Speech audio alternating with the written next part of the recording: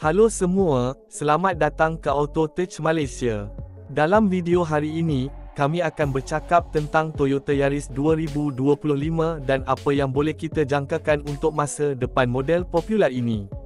Toyota Yaris 2025 terus mengekalkan reputasinya sebagai sebuah hatchback yang praktikal, cekap, dan bergaya, namun ramai peminat automotif ingin tahu tentang versi elektriknya.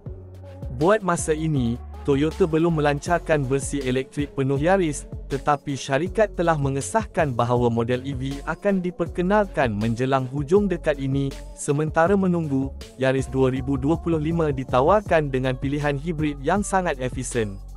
Model standard hadir dengan enjin petrol 1.5 liter 3 silinder yang dipadankan dengan motor elektrik, menghasilkan kuasa gabungan sebanyak 114 berb.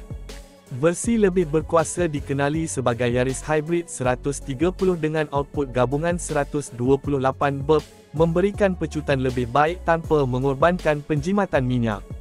Dari segi reka bentuk, Toyota memberikan nafas baru dengan pilihan warna baharu, material dalaman lebih premium, dan sistem infotainment terkini yang menyokong Apple CarPlay dan Android Auto. Saiznya yang kompak sangat sesuai untuk pemanduan dalam bandar, namun ruang kabin dan bat masih cukup untuk kegunaan harian atau keluarga kecil.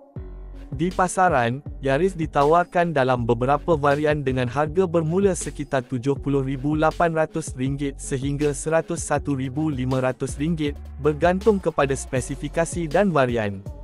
Ini menjadikan Toyota Yaris sebagai salah satu pilihan mampu milik dalam kategori sedan hatchback segmen B.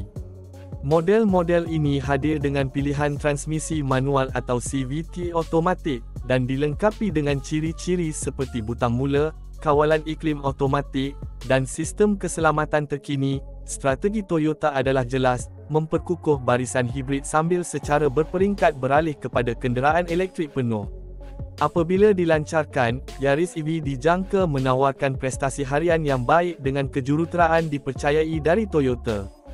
Sebelum itu, Toyota akan memperkenalkan truk pickup elektrik dan dua SUV elektrik menjelang tahun 2026. Yaris Hybrid 2025 kini menjadi jambatan antara enjin pembakaran tradisional dan revolusi EV yang sedang berkembang. Jangan lupa untuk like, komen dan subscribe Auto Touch Malaysia untuk lebih banyak video menarik tentang dunia automotif dan teknologi terkini.